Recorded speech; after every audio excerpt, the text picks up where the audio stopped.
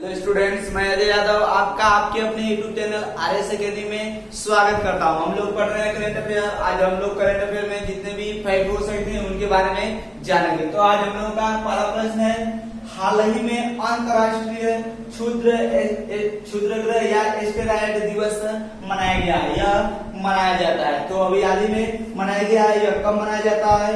यह 30 जून को मनाया जाता है। कब मनाया जाता है? 30 जून को प्रत्येक वर्ष मनाया जाता है। अब देखिए, तो अभी हाल ही में अंतर्राष्ट्रीय क्षुद्रग्रह या एस्टेरॉयड दिवस मनाया गया है, जो कब मनाया जाता है? 30 जून को प्रत्येक वर्ष मनाया जाता है। अभी यह मनाया क्यों जाता है? यह जो अंतर्राष्ट्रीय क्षुद्रग्रह या एस्टेरॉयड दिवस है, यह क्यों मनाया जाता है? तो जो क्षुद्रग्रह या एस्टेरॉयड दिवस है, यह मनाया क्यों जाता है? तो जितने भी क्षुद्र ग्रह होते हैं उन ग्रहों के प्रभाव को बताने के लिए और उनसे होने वाली हानियों के बारे में लोगों को अवगत कराने के लिए, मतलब जो क्षुद्र ग्रह होते हैं इनसे इनका प्रभाव क्या पड़ता है और इनसे क्या क्या हानियां हो सकती है, इसके बारे में क्या करना है।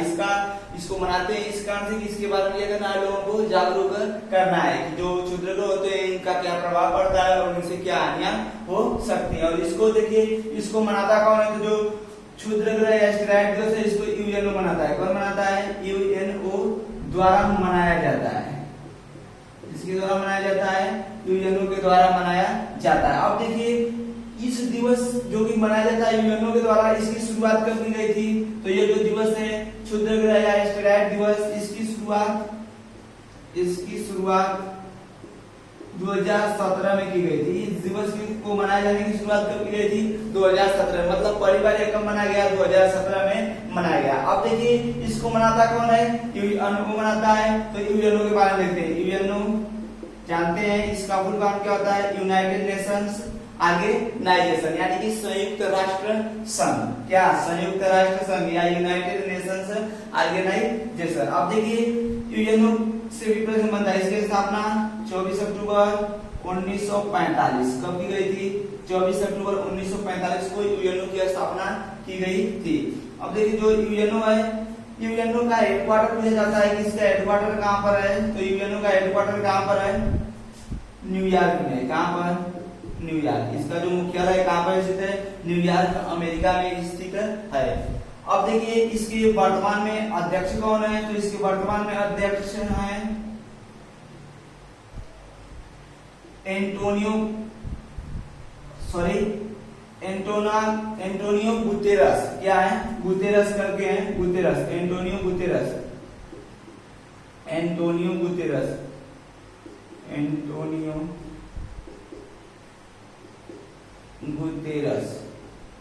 अब ये 9 मतलब 9th नंबर के, किस नंबर के हैं? 9 हैं। अब देखिए, तो यूएनओ के बारे में पता चला। यूएनओ की स्थापना कब की गई थी? 24 अक्टूबर 1945 को इसकी स्थापना की गई थी। इसका जो मुख्यालय हेडक्वार्टर कहाँ पर है? न्यूयॉर्क में है। और अध्यक्ष इसके कौन है? एंटोनियो गुतेरस है, जो कहाँ के हैं? ये पुर्तगाल के हैं। कहाँ के? अगर देश का नाम पूछा जाता है कहाँ के हैं? पुर्तगाल के रहने वाले हैं।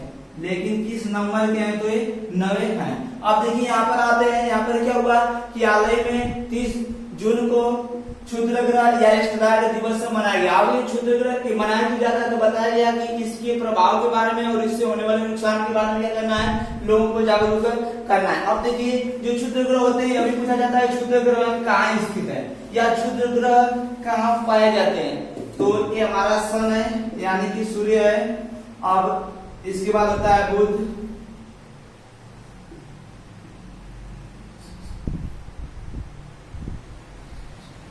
देखिए बुध होता है। बुध के बाद पृथ्वी होती है, मंगल होता है और उसके बाद बृहस्पति होता है, बृहस्पति। और देखिए, जो क्षुद्रग्रह होते हैं, एस्टेरॉयड होते हैं, ये यहीं पर पाए जाते हैं। यहाँ पर क्या होते हैं? ये क्षुद्रग्रह उपस्थित होते हैं। तो यह प्रश्न पूछा जाता है, क्षुद्रग्रह या एस्टेरॉयड कहाँ पर पाए जाते हैं या कहाँ पर उपस्थित होते हैं? तो कहाँ पर उपस्थित होते हैं? मंगल ग्रह और बृहस्पति ग्रह के बीच में उपस्थित होते हैं। तो यहाँ से एक प्रश्न बनता है कि जो क्षुद्रग्रह होते हैं वो कहाँ पर स्थित होते हैं? तो वे मंगल ग्रह और बृहस्पति के बीच में स्थित होते हैं। मंगल और बृहस्पति के बीच स्थित होते हैं। कौन? एस्टेरॉयड या क्षुद्र ग्रह। तो विश्वास से जो बातें बताई गई ये समझ में आई होगी। अब हम लोग बढ़ते हैं आगे। देखिए यहाँ पर अगला प्रश्न है, हाल ही में विश्व शतरंज चैंपियनशिप को 1 वर्ष के लिए स्थगित कर दिया गया है। इसकी मुख्य चैंपियनशिप कहाँ संभावित है? मतलब कि अभी हाल ही में क्या हुआ है कि जो विश्व शतरंज चैंपियनशिप है इसको क्या कर दिया गया है? इसको स्थगित कर दिया गया है। अब देखिए इसको स्थगित कर दिया गया है तो यहाँ पर पूछ रहा है कि यह कहाँ पर आयोजित होना संभावित थी? तो यह दुबई में होने वाली थी। कहाँ पर? दुबई में संभावित थी। और यह दुबई जो कि कहाँ पर पड़ता है? यूएई। कहाँ पर? यूएई में यह होने वाली थी। कहाँ पर? यूएई के दुबई में। यूएई मतलब यूनाइटेड अरब अमीरात या संयुक्त अरब अमीरात। क्या? संयुक्त अरब अमीरात। तो अभी हाल ही में विश्व शतरंज चैंपियनशिप को 1 वर्ष के लिए स्थगित कर दिया गया है। इसकी मुख्य चैंपियनशिप दुबई में होने वाली थी।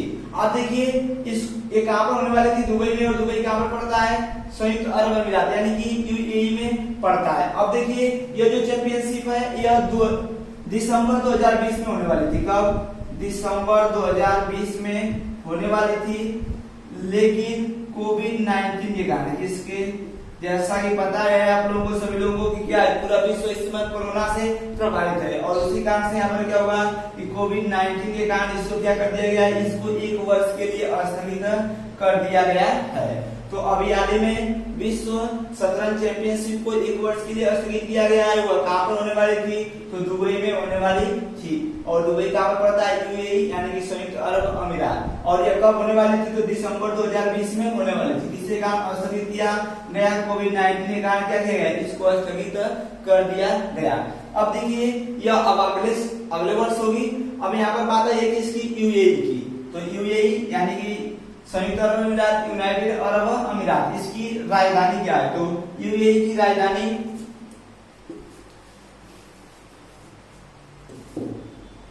देखिए यहाँ पर देश आया है यूएई। और यहाँ पर एक और देखिए यहाँ पर आया है शतरंज। क्या आया है?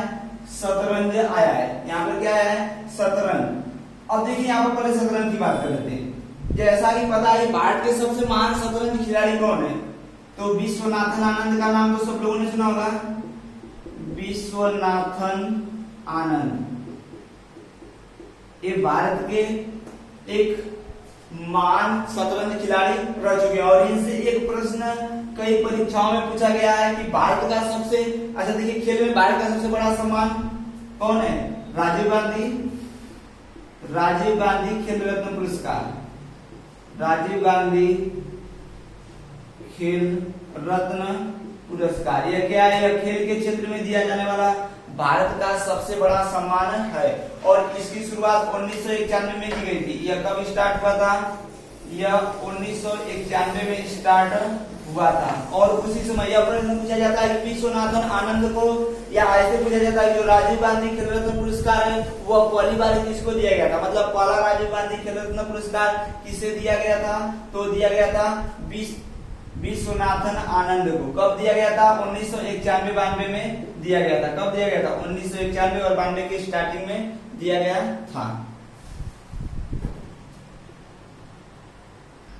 देखिए अगला प्रश्न है, हाल ही में आनंदीबेन पटेल को मध्य प्रदेश के राज्यपाल के रूप में अतिरिक्त प्रभार सौंपा गया है या अतिरिक्त प्रभार सौंपा गया है।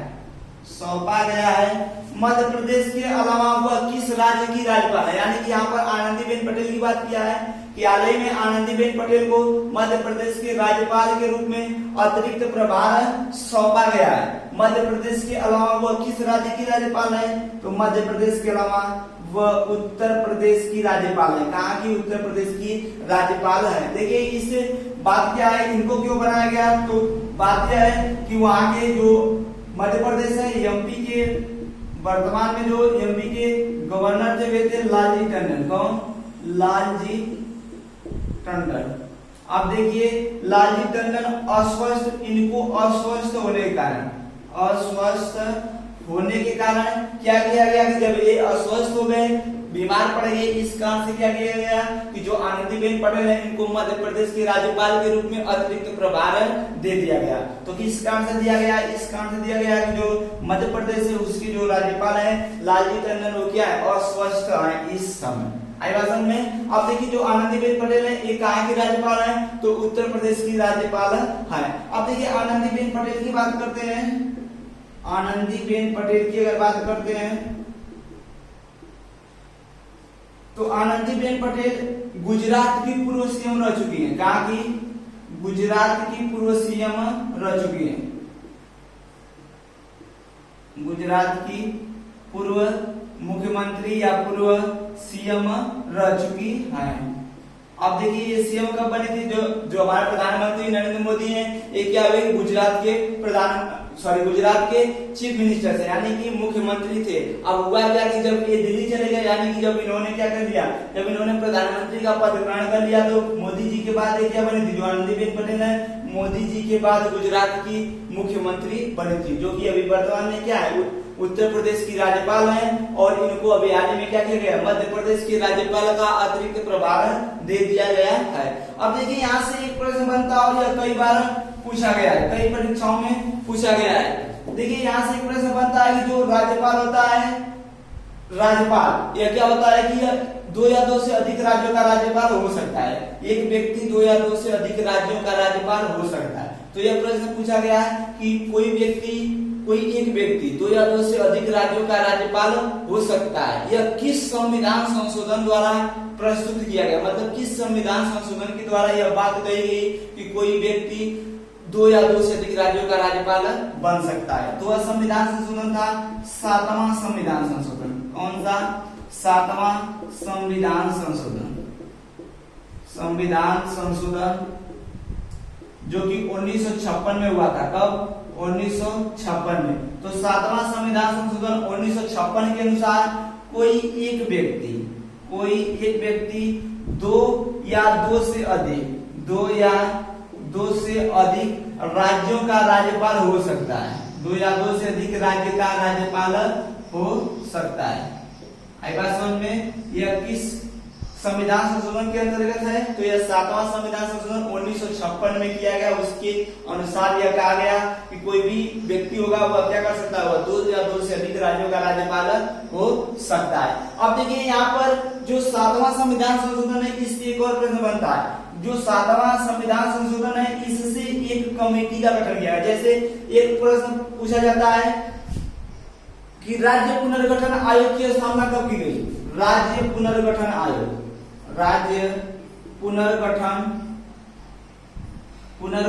आयोग की स्थापना कब की गई? तो जो राज्य पुनर्गठन आयोग है इसकी स्थापना 1956 में की गई थी। कब की गई थी? 1956 में की गई थी। किसकी? राज्य पुनर्गठन आयोग की। तो यहाँ से एक प्रश्न बनता है कि राज्य पुनर्गठन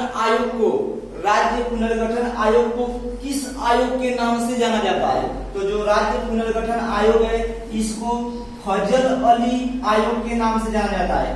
किस आयोग के नाम से? फजल अली आयोग के नाम से।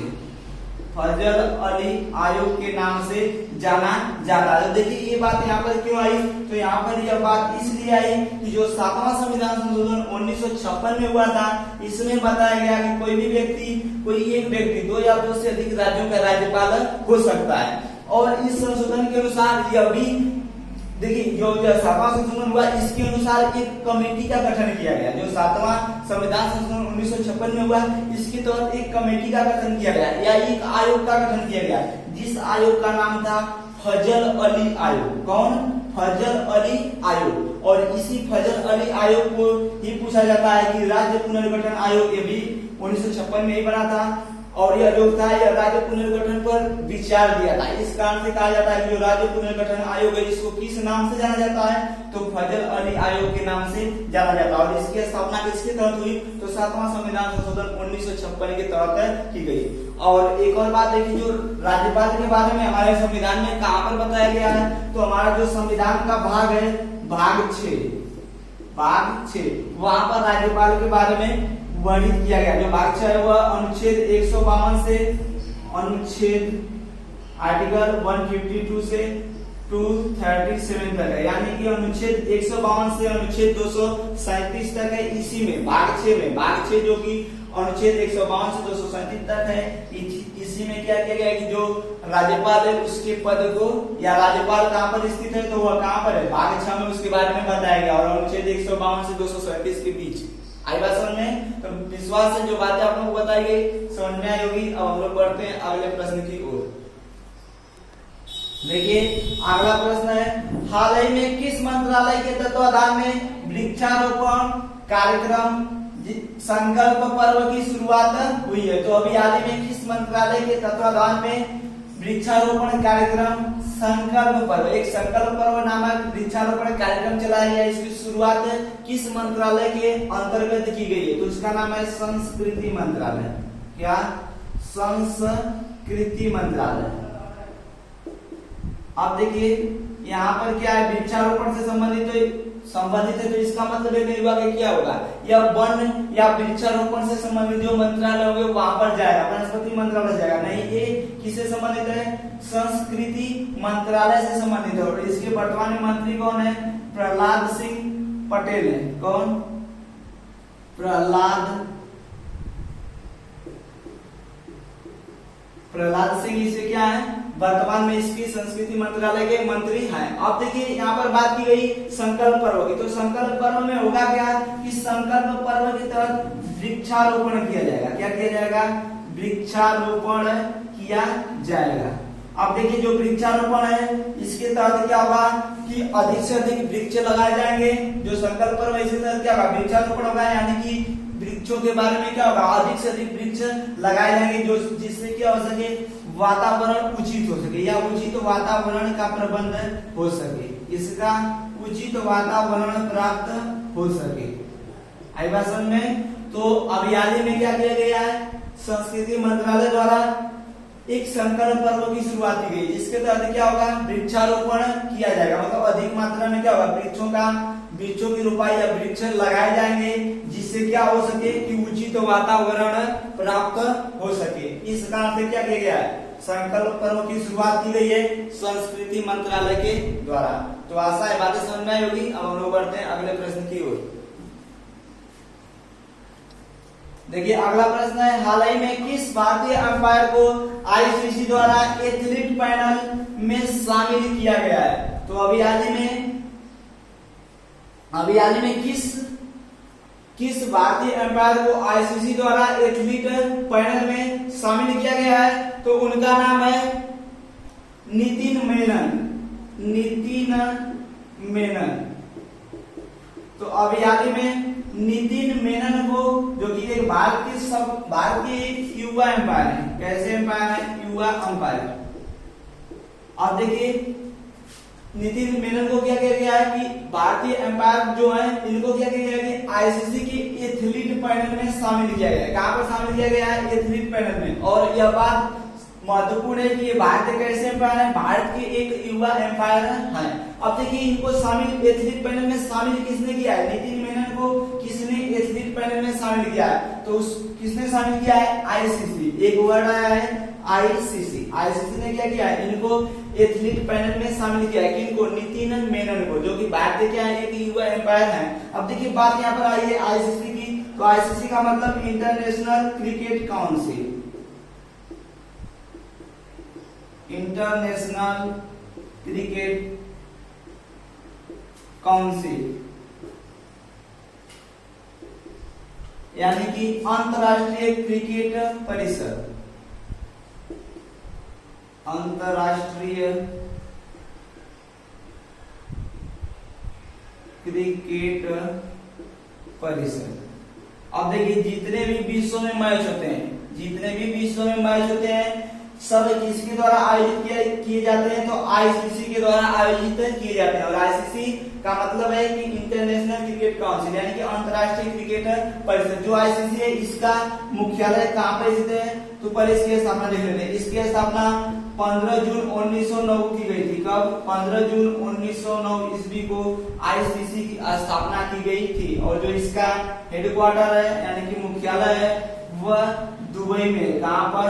इसका जो मुख्यालय है वह दुबई में स्थित है और ये कहां पर पड़ता है? यूएई में। कहां पर? यूएई यानी कि यूनाइटेड अरब अमीरात, जिसकी राजधानी अबू धाबी है। इसकी अगर राजधानी की बात करें यूएई की, तो इसकी कैपिटल कहां पर है? तो इसकी कैपिटल है अबू धाबी, अबू धाबी। और देखिए जो आईसीसी है, आईसीसी के वर्तमान में सीईओ कौन है? तो आईसीसी के वर्तमान में सीईओ मनोहर शशांक मनोहर है। कौन? शशांक मनोहर है। देखिए हाल ही में किस भारतीय एम्पायर को आईसीसी द्वारा एथलीट पैनल में शामिल किया गया? नितिन मेनन। ये भारतीय क्या है? भारत के भी युवा एम्पायर हैं। अब यहाँ पर शामिल इनको किसने किया एथलीट पैनल में? तो आईसीसी ने शामिल किया। और आईसीसी के बारे में बताया गया इंटरनेशनल क्रिकेट काउंसिल यानी कि अंतरराष्ट्रीय क्रिकेट परिषद। इसकी स्थापना कब की गई? तो 15 जून 1909 ईस्वी को आईसीसी की स्थापना की गई। अब यह आईसीसी का जो इसकी स्थापना हो गई, इसका जो मुख्यालय कहाँ पर स्थित है? तो इसका मुख्यालय यूएई दुबई में स्थित है। कहाँ पर? दुबई में स्थित है। जो कहाँ पर पड़ता है? यूएई में पड़ता है। अगर यूएई की बात करें तो इसकी राजधानी अबू धाबी है। अब देखिए यहाँ पर आईसीसी के सीईओ कौन है? तो अगला प्रश्न है आईसीसी के सीईओ। तो इसके सीईओ है शशांक मनोहर। कौन? शशांक मनोहर। सीईओ का मतलब होता है मुख्य कार्यकारी अधिकारी या chief executive officer. CEO chief executive officer यानी कि मुख्य कार्यकारी अधिकारी, मुख्य कार्यकारी अधिकारी। तो आईसीसी के वर्तमान में सीईओ कौन है? मुख्य कार्यकारी अधिकारी या चीफ एग्जीक्यूटिव ऑफिसर कौन है? तो अभी बताया गया शशांक मनोहर है। अब हम लोग बढ़ते हैं अगले प्रश्न की ओर। देखिए अगला प्रश्न है हाल ही में कौन सा देश ड्रोन के माध्यम से टिड्डियों को मारने वाला पहला देश बना है? तो अभी हाल ही में अपना देश भारत ड्रोन के माध्यम से टिड्डियों को मारने वाला पहला देश बना है। अब देखिए यहाँ पर बात आई है कि भारत ने क्या किया है? टिड्डियों को मारा है। किससे मारा है? ड्रोन से मारने वाला पहला देश बना है। तो ड्रोन क्या होता है? पहले ड्रोन के बारे में जान लेते हैं। तो मानव रहित विमान को हम क्या कहते हैं? कोई ऐसा विमान हो जो मानव रहित हो, यानी कि वह बिना मानव के उसका संचालन किया जाए, उसे हम क्या कहते हैं? ड्रोन कहते हैं। तो मानव रहित विमान ड्रोन कहलाता है। मानव रहित विमान ड्रोन कहलाता है। अब देखिए इससे क्या होगा? जो ड्रोन होगा इससे छिड़काव किया जाएगा। कुछ रसायन होंगे, क्या किया जाएगा? उन रसायनों का छिड़काव किया जाएगा जिसके माध्यम से जो टिड्डियां हैं उनको मारा जा सके। अब देखिए मारा जा सके किनको? टिड्डियों को मारने के लिए क्या किया जाएगा? ड्रोन से छिड़काव किया जाएगा। और ऐसा करने वाला दुनिया का पहला देश भारत बना है। अब देखिए अब इससे यह प्रश्न हो सकता है कि सबसे ज्यादा कौन सी टिड्डियां मारी जाएंगी? तो इससे मारी जाने वाली सर्वाधिक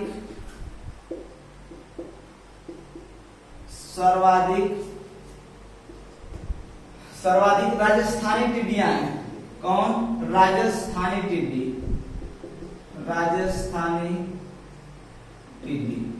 अब देखिए अगर यह प्रश्न पूछ दिया जाए कि भारत ने क्या किया है कि अभी हाल में पहला देश बना है जिसने क्या किया? ड्रोन के माध्यम से टिड्डियों को मारने का काम शुरू किया है। अब इसके अंतर्गत कौन सी टिड्डियां सर्वाधिक मारी गई हैं? तो कौन टिड्डियां सर्वाधिक मारी गई हैं?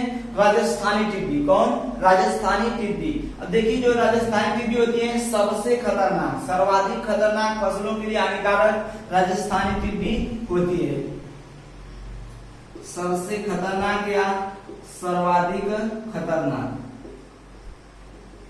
सबसे खतरनाक कौन सी टिड्डी होती है? राजस्थानी टिड्डी। और सबसे ज्यादा किस टिड्डी को मारा गया है? राजस्थानी टिड्डी को सबसे ज्यादा मारा गया है। अब देखिए जो ये टिड्डियां हैं ये भारत में क्यों आई? तो और राजस्थान में अधिकतर क्यों रहती है? तो इस कारण से कि ये जो टिड्डियां हैं क्या करती हैं? जो टिड्डियां होती हैं ना, टिड्डियों का कार्य होता है, देखिए ये क्या करते हैं कि रेतीली मिट्टी में अंडे देना पसंद करती है। पहला कारण भारत में आने का पहला कारण या यहाँ पर राजस्थान में रहने का पहला कारण यह है कि ये क्या करती है, ये रेतीली मिट्टियों में अंडे देना पसंद करती है। रेतीली मिट्टी में अंडे देना पसंद करती है। और दूसरी बात कि ग्लोबल वार्मिंग के कारण, किसके कारण, ग्लोबल वार्मिंग के कारण,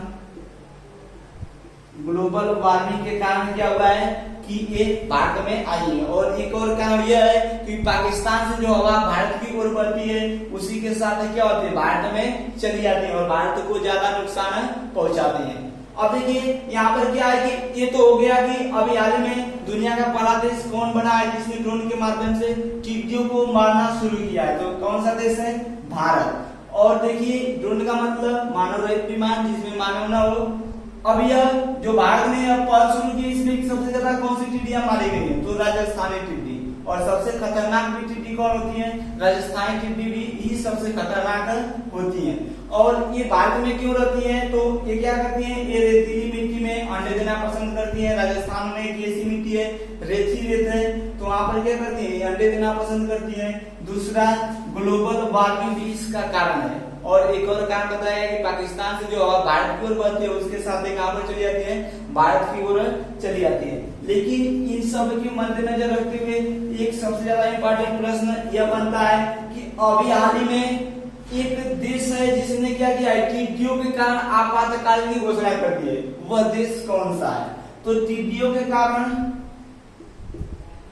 टिड्डियों के आक्रमण के कारण, आक्रमण के कारण आपातकाल या इमरजेंसी, आपातकाल घोषित करने वाला, घोषित करने वाला देश बना है सोमालिया। कौन, सोमालिया। तो अभी हाल में यह प्रश्न सबसे ज्यादा इंपॉर्टेंट हो सकता है कि वह कौन सा देश है जिसने क्या किया, टिड्डियों के आक्रमण से, टिड्डियों के आक्रमण के कारण क्या कर दिया है, अपने देश में आपातकाल की घोषणा कर दी, अपने देश में क्या कर दिया है, इमरजेंसी की घोषणा कर दी है। तो अब देश कौन है, सोमालिया बना है। तो अभी हाल में सोमालिया ने क्या किया है कि टिड्डियों के आक्रमण के कारण अपने देश में इमरजेंसी लगा दी है या आपातकाल की घोषणा कर दी है। तो आशा है ये बातें जो बताई गई आप लोगों को समझ में आई होगी। अगर जो भी बातें बताई गई ये अच्छी लगी हो तो चैनल को सब्सक्राइब जरूर करें और वीडियो को लाइक और शेयर भी करें। इस वीडियो को देखने के लिए आप लोगों का धन्यवाद।